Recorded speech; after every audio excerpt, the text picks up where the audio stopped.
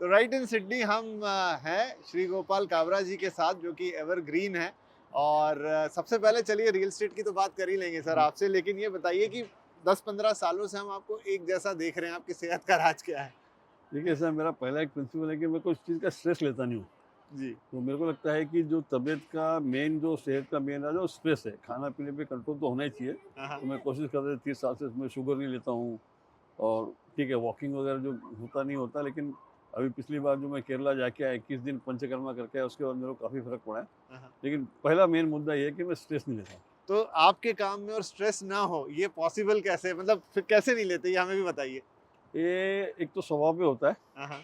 और स्ट्रेस लेने से कोई काम आपका हो जाता है ऐसी बात तो ये है नहीं। बात सही है। तो इसके चक्कर में मैंने नक्की करके रखा लाइफ में स्ट्रेस लेना नहीं, स्ट्रेस देना नहीं। तो हाँ। My team is also happy और मैं भी हैप्पी रहता हूँ। नहीं, तो ये बात तो बिल्कुल गोपाल जी से सीखने वाली है कि स्ट्रेस लेके हो क्या जाने वाला है आपका, तो सही बात है, फिर लेना ही क्यों है। हुँ, तो चलिए, इस समय अगर हम इंडियन रियल एस्टेट मार्केट की बात करें, हाँ। तो सब कुछ बढ़िया चल रहा है, इस समय तो स्ट्रेस फ्री है, लेकिन क्या आगे पीछे कुछ स्ट्रेस आ सकता है? अगर वास्तविकता में देखा जाए तो मेरे को, जो मेरा व्यक्तिगत हाँ। गणित जो है कि आगे चल के ये प्राइस में करेक्शन तो आना चाहिए। क्योंकि जिस ढंग से रियल एस्टेट के भाव हुए हैं, हाँ, हाँ। वास्तव में लोगों की कमाई इतनी नहीं बढ़ी है। ठीक है, जी। कुछ कारण से लोगों ने शेयर बाज़ार, म्यूचुअल फंड में जो पैसे कमाए, लेकिन व्यापार में इतनी कमाई नहीं बढ़ी जिस ढंग से ये प्राइसेस बढ़े हैं। हाँ, हाँ। तो कहीं न कहीं एक थोड़ा करेक्शन लगता है, या सेल कम हो जाएगी या प्राइस कम करेंगे। आइडियली प्राइस कम होने के, मैं तो बड़ा लगता है कि होना चाहिए, क्योंकि देखिए डिमांड भी जो है हाँ, हाँ। वो बहुत हाई एंड लग्ज़री में डिमांड तो बहुत अच्छी है। हाँ। क्योंकि वहाँ मेजॉरिटी लोगों ने शेयर बाज़ार में पैसा कमाया, या अपनी कंपनी बेची, या स्टेक बेचा, या कुछ ना कुछ कहीं न कहीं फाइनेंशियल मार्केट रिलेटेड लोगों ने हाई एंड लग्ज़री फ्लैट लिया है। जी। किसी बिज़नेसमैन ने जो हाई एंड लग्ज़री फ्लैट लिया नहीं। पर हाई एंड लग्ज़री फ्लैट कितने बिल्डर बनाते हैं और कितना वॉल्यूम होता है। तो राइट। मेन जो वॉल्यूम अफोर्डेबल हाउसिंग है, या जो मिड है या लोअर मिड है, उसमें वॉल्यूम में कहीं न कहीं थोड़ा-सा एक लगता है। राइट। तो खैर ये साइकिल है और साइकिल चलती रहती है। आई थिंक 3-4 साल की साइकिल ये होने आ गई अब। हाँ। हमने कोविड के बाद से इसको देखा, 2024 में है। शायद थोड़ा बहुत होगा, फिर अगली साइकिल देखेंगे। मैं थोड़ा घर खरीदार के पर्सपेक्टिव से आपसे बात करना चाहता हूँ। बहुत सारे लोग ये सवाल पूछते हैं कि घर खरीदना तो चाहते हैं, लेकिन कभी या तो उसके लिए डाउन पेमेंट इकट्ठा नहीं हो पाता है, कभी ऐसा लगता है कि ईएमआई कैसे मैनेज होगी, हुँ। हस्बैंड वाइफ दोनों भी कमा रहे हैं लेकिन खर्चे बहुत सारे हैं। आप क्या कोई मंत्र दे सकते हैं कि भाई घर खरीदना है ना, तो चलो ये तरीका है, ऐसे ऐसे करो, खरीद लोगे अपना घर? देखिए, घर खरीद लेना चाहिए, और घर के लिए अगर हाउसिंग भी लोन लेना पड़े हाँ, हाँ। तो भी कोई तकलीफ नहीं है। आजकल बहुत सारे लोग ऐसे भी कर रहे हैं, मैं देख रहा हूँ कि इधर से हाउसिंग लोन लेते हैं जो 8.5-9% में, या 8 से 9% के बीच में मिल जाता है। और कहीं न कहीं एसआईपी या म्यूचुअल फंड में जो पैसा लगाते हैं वहाँ 14%, 15%, 18%, 20% छूट जाता है। तो ये भी एक लीवरेज करने की जो आदत हुई है, हाँ। इसमें वो खराबी नहीं लगती, क्योंकि जो एसआईपी और म्यूचुअल फंड है वो तो काफ़ी सेफ गिने जाते हैं। और उसके तो, लेकिन एक बार एक होता है कि आदमी का खुद का घर होने से जो मानसिक शांति मिलती है, और एक इनर कॉन्फिडेंस जागता है, हाँ, हाँ। वो अलग होता है। नहीं तो कहीं न कहीं, आखिर हम भारतीय प्रवृत्ति के लोग हैं, हिसाब से बोलता हूँ, विदेशों की बात अलग है, लेकिन खुद का मकान जब तक ना हो तब तक जीवन में ऐसा लगता है कि कुछ खाली है। तो देखिए, कोविड से पहले तो यही था कि जो यंग जनरेशन है, जिन्हें हम मिलेनियल्स कहें, जेन ज़ी की तो बात ही छोड़ हुँ, दीजिए, तो उनके दिमाग में ये आ गया था कि भाई हमें तो लाइफ को अलग तरीके से जीना है, हुँ, एक्सपीरियंस लेना है, हुँ, मुझे घर नहीं खरीदना, मुझे हुँ, ईएमआई के चक्कर में नहीं। लेकिन कोविड ने फिर एक ऐसा झटका दिया कि वो सोच जो है थोड़ी हुँ। चेंज हो गई। अब उस चीज़ को भी समय निकल गया, तो सोच है धीरे-धीरे फिर बदल जाएगी। लेकिन आपका क्या मानना है कि आप सब कुछ कीजिए लाइफ में, हुँ, लेकिन ये आपका इन्वेस्टमेंट भी हो जाता है, हुँ। घर की छत भी हो जाती है। तो क्या सही डिसीजन होता है कि आपको एक्सपीरियंस पे खर्चा करना चाहिए, विदेश घूमना या कुछ और करना, या फिर घर कर लीजिए, फिर जो हो सकता है उसके बाद करिए? नहीं, दोनों का मिक्स होना चाहिए। ये जो हाँ, जो मिलेनियल लोग की बात करते हैं हम लोग, हाँ। जो घर लेना नहीं चाहते हैं, वो वास्तव में 0.1% से भी कम है। जी। तो 0.1% के कारण से मार्केट चलेगा या नहीं चलेगा उससे फ़र्क नहीं पड़ता है। तो ये हाँ, 0.1% इज़ टू लो। हाँ, हाँ। ठीक है, ये कॉन्सेप्ट आया है कि खास करके जो सर्विस कर रहे हैं उनको मालूम नहीं कि परमानेंट कहाँ रहेंगे। आज मल्टीनेशनल कंपनी है तो उसमें आपको स्टेशन बदली होती रहती है, विदेश बदली जा सकते हो। लोग जॉब भी जंप करते हैं, तो आज आप समझो बॉम्बे में, कल आपको दिल्ली जॉब मिला, कल बैंगलोर मिलेगा, कल आपको अमेरिका जाना पड़ेगा, तो ये बात है। लेकिन वो फिर आप घर को लीज़ पे लगा सकते हैं। दूसरी अच्छी बात क्या हुई है, पिछले 3-4 साल में जो पहले रेसिडेंशियल प्रॉपर्टी खरीद के भाड़े पे लगाते थे, तो उसमें मुश्किल से 1.5 से 2% का ब्याज छूटता था। हुँ, हुँ। वो जाके अभी 3.5-4% पे आ गया है, which is a good sign, हाँ, हाँ। यानी हेल्दी साइन हो गया।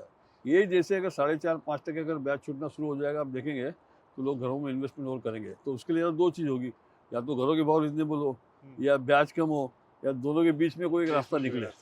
अच्छा, इन्वेस्टमेंट की आपने बात की। इन दिनों काफ़ी सारे लोग प्रॉपर्टी गुरु जो हमारा शो है उसमें पूछते हैं, जो जेन्युइन इन्वेस्टर ही लगते हैं मुझे, जिनको लगने लगा है कि फिर से भाई रियल एस्टेट में इन्वेस्टमेंट करनी चाहिए।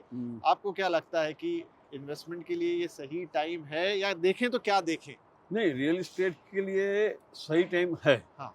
लेकिन कौन सी प्रॉपर्टी कहाँ, कौन से बिल्डर से, किस लोकेशन, ये 5-6 चीज़ें कॉम्बिनेशन होना चाहिए। ठीक अब है। देखेंगे तो अब कोई जैसे जो हाई एंड लग्जरी है वो तो उसमें लोग इन्वेस्ट भी नहीं करते, लेकिन हाई एंड लग्जरी में फिर बाद में अप्रिशिएशन हो भी सकता है, बहुत ज़्यादा कम भी। तो जैसे लोकेशन वाइज जो होता है उसमें देखेंगे तो होता है। और वैसे भी जो क्या बोलते हैं प्री लॉन्च, लॉन्च और इसके बीच में भी जैसे वो आईपीओ में होता है ना, प्री आईपीओ और 1 साल पहले और फिर आईपीओ में जो रेट डिफरेंस मिलता है हाँ। वो लगभग रियल एस्टेट में मिलता है। लेकिन उसके लिए सरकार ने एक जो सुविधा करनी चाहिए, जिसकी बात मैं हमेशा के लिए करता हूँ, कि जो जीएसटी है, अगर समझो मैंने आज बुकिंग किया, जीएसटी भर दिया, वापस बीच में बेचता हूँ तो ट्राई पार्टी एग्रीमेंट करके हो जाता है, बिल्डर को कॉन्फिडेंस देना पड़ता है। लेकिन जो स्टैम्प ड्यूटी जो है उसको भी जीएसटी के मॉडल पे ले आना चाहिए। जैसे विपिन भट्ट या श्री गोपाल काबरा, मैंने एक घर खरीदा 1 करोड़ रुपये में, तो मैंने स्टैम्प ड्यूटी भर दी, महाराष्ट्र में हो तो 6%, 6 लाख रुपये भर दी। और मैं अगर 1 करोड़ 20 लाख में बेचता हूँ तो मेरे को उसका डिफरेंस जो है 20 लाख पे स्टैम्प ड्यूटी लगनी चाहिए। अगर सरकार कर देती तो आप देखेंगे कि जो इन्वेस्टर के लिए कॉन्फिडेंस भी पूरा हो जाएगा, उसके बाद साइन एग्रीमेंट है, स्टैम्प ड्यूटी भरा हुआ है, और 2 बार स्टैम्प ड्यूटी नहीं होगी। नहीं तो क्या है कि इन्वेस्टर को पैसा नहीं छूटता, सरकार ही ले जाती है, स्टैम्प ड्यूटी 2 बार ले जाती है, तो वो तकलीफ वाला काम है। जी। अच्छा, क्या लोन लेकर इन्वेस्टमेंट करना चाहिए? मतलब अब मैं ये होम लोन लूं और फिर इन्वेस्टमेंट करूं, तो क्या उसको निकलते निकलते रिटर्न आते आते तो फिर मुझे लगता है बहुत लंबा टाइम हो जाएगा। देखिए, दुनिया में आप फाइनेंशियल सर्विसेज बहुत बड़ा बिजनेस है, कहीं भी चले चाहे वेस्टर्न में जाए चाहे इंडिया में जाए। तो फाइनेंशियल सर्विसेज को भी समझना हर आदमी के लिए बहुत ज़रूरी है, क्योंकि आपकी सैलरी की इनकम, मैं सैलरी क्लास की बात करता हूँ, सैलरी क्लास की इनकम के अलावा आपके पास एक अदर इनकम सोर्स होना ही चाहिए।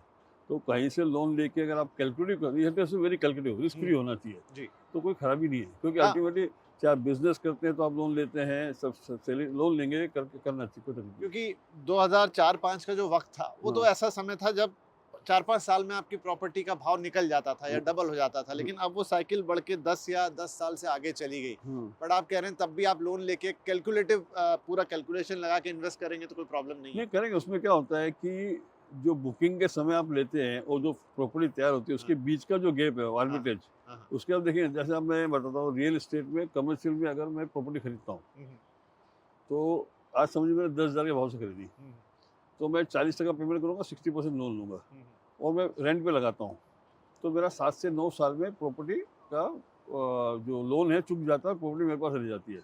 लेकिन अगर इसका प्रॉपर्टी का भाव अगर 50% भी बढ़ा 9 साल में, तो मैंने इन्वेस्टमेंट जो किया था वो 40% किया था, 100% नहीं। हाँ। तो 40 में जो 50 होता है वो 125 रिटर्न हो जाती है। तो ये गणित है। अच्छा। पूरा पैसा लगा के अगर आप प्रॉपर्टी लेते हैं और भाड़े पे लगाते हैं तो उसमें जो यील्ड मिलना चाहिए वो पूरा नहीं मिलता, लेकिन लोन लेके अगर करते हैं तो आपको यील्ड बहुत अच्छा मिल जाता है। अच्छा, एक सवाल इसमें और जुड़ जाता है, कई लोग पूछते हैं कि घर में लगाऊं या बेटर एक छोटी मोटी दुकान खरीद लूं।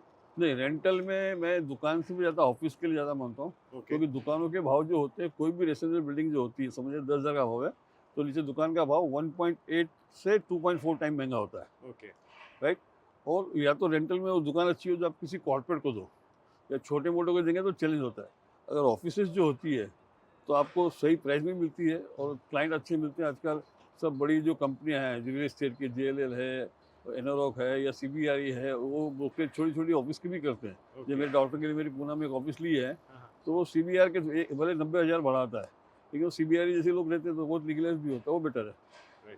अब अगर पूछूं कि आपका धंधा या आपका बिजनेस, इन्हें तारों का बिजनेस, वो इंडियन रियल एस्टेट की क्या कहानी बोल रहा है? हाँ, थोड़ा रिटेल स्लो चल रहा है, इसका मतलब कहीं ना कहीं इंटीरियर का है, लेकिन जो हमारा कार पार्किंग बिजनेस जो है वो प्रोजेक्ट बेस्ड है। तो ऑर्डर बुक तो काफ़ी अच्छी है, लेकिन वो एडवांस भी दे चुके हैं, लेकिन डिलीवरी लेने में थोड़ा लेट कर रहे हैं। तो इसका मतलब है कहीं ना कहीं प्रोजेक्ट जो है थोड़े स्लो हो गए। तो 1-1.5 साल का अगर मैं व्यू पकड़ूं, मान लीजिए कि आगे हम कहीं 1 साल बाद मिले, तो इतने इस टर्म के लिए कैसा देख रहे हैं आप रियल एस्टेट? नहीं, रियल एस्टेट वैसे चलेगा बढ़िया, कोई कोई लोकेशन की बात करेगा तो रियल एस्टेट देखिए जो मेजर रियल एस्टेट में बूम, जो ग्रेड ऑफिस की डिमांड है, हाँ। और जो ऑफिस की डिमांड बहुत बढ़ेगी, ऑफिस की बढ़ेगी तो रेसिडेंस की बढ़ेगी, ये साइकिल है। तो कभी रेसिडेंस बहुत जोर में चलता है, कभी ऑफिस बहुत जोर में चलता है। जैसे बम्बई में जो अपना राजा ने कमर्शियल एरिया बिल्डिंग बनाई है, पूरी की पूरी बिल्डिंग भाड़े पे लग गई, लोग आ गए। सामने एक बिल्डिंग बनाई, उसमें गोल्डमैन से 4 फ्लोर ले लिए। तो कमर्शियल रियल एस्टेट अगर चला है तो रेसिडेंशियल चलेगा ही चलेगा। एट लास्ट सिडनी जैसे शहर या ऑस्ट्रेलिया जैसे देश से हमको क्या सीख लेनी चाहिए, क्या यहाँ से हम लेके जाएं? सिडनी और ऑस्ट्रेलिया देश से सीखना है, जैसे ये लोकेशन में जो हम यहाँ पर है, हमारे पास भी कई सारे रिवर फ्रंट है, हमारे पास कई वाटर फ्रंट है या समुद्र के फ्रंट है या तो हर जो रिवर फ्रंट है या जो सी फ्रंट है उसको कैसे अच्छे से अच्छा बनाया। जैसे बॉम्बे की बात करें तो वो बॉम्बे पोर्ट ट्रस्ट है जो आजकल इतना यूज़ नहीं होता है, वहाँ पे एक अच्छा मेरीटाइम पार्क, ऐसे कन्वेंशन सेंटर, ऐसे होटल, टूरिस्ट प्लेस हम लोग काफ़ी कुछ बना सकते हैं। तो how can we make more interesting? लोग जो बाहर जा रहे हैं घूमने के लिए या किराए भी जो नेटकॉन करने के लिए ऑस्ट्रेलिया है, हम अगर बम्बई में या दिल्ली में या किसी हर शहर में कहीं ना कहीं इस प्रकार की योजना करेंगे तो एक नई इकोनॉमी हमारे लिए बढ़ सकती है। और बहुत सारे एवेन्यूज़ को जैसे गुंजाइश है यहाँ। तो अभी ऑस्ट्रेलिया से जैसे अगर जर्मनी में देखेंगे तो जर्मनी में आप डसलडोर्फ चले जाइए, हैनोवर चले जाइए, फ्रैंकफर्ट चले जाइए, वहाँ की जो मेसे फ्रैंकफर्ट कंपनी है वो पूरी एग्जीबिशन सर्वाइव करती है, उस सिटी की इनकम एग्जीबिशन चलती है। तो India should focus on that, एक कैसे बड़े बड़े एग्जीबिशन सेंटर हो। जैसे आज पीयूष गोयल जी ने कहा था कि जो फूड की एग्जीबिशन होती है, जो अरब फूड दुबई का वर्ल्ड की सबसे बड़ी एग्जीबिशन होती है, जबकि उगाते खाली खजूर है। तो हमारा अगर हम लोग ये जैसे फूड के कैसे इंडिया को एग्जीबिशन सेंटर हम बना के हम लोगों को बुलाएं तो एक हमारे सोर्स ऑफ इनकम भी होगी, एम्प्लॉयमेंट भी होगा और उससे हमारा एक्सपोर्ट भी बढ़ेगा। चलिए बढ़िया है सर, बहुत सारी बातें हुई, लेकिन मेरा आज तो आपसे बात करने का पर्पस ये था कि हमारे दर्शकों को हम थोड़ा घर खरीदने का पूरा जो गणित है और उससे जो रिटर्न है, क्योंकि रियल एस्टेट सेक्टर की तो हम आपसे बात करते हैं, लेकिन अब दर्शक ये सुनना चाह रहे थे कि भाई इस सिनारियो में मैं घर खरीदूं, नहीं खरीदूं, कैसे खरीदूं, लोन पे खरीदूं तो क्या होगा। आई थिंक आपने अपने अनुभव से जो समझाइश दी है काफ़ी लोगों को काम आएगी। और बाकी जो पिक्चर हम रियल एस्टेट की देख रहे हैं काफ़ी बढ़िया चल रही है, एंड एज पर काबरा जी भी आगे चलती रहेगी। अब कुछ कुछ सेगमेंट में, कुछ कुछ पॉकेट्स में वो कहानी हमेशा से रियल एस्टेट की रही है, एक साइक्लिक बिजनेस भी है, तो वो चलता रहेगा। लेकिन फिलहाल तो सब अच्छा ही लग रहा है। सर बहुत बहुत धन्यवाद, बहुत मज़ा आया आपसे बातचीत करके। और आपका अगला टूर कहाँ का है?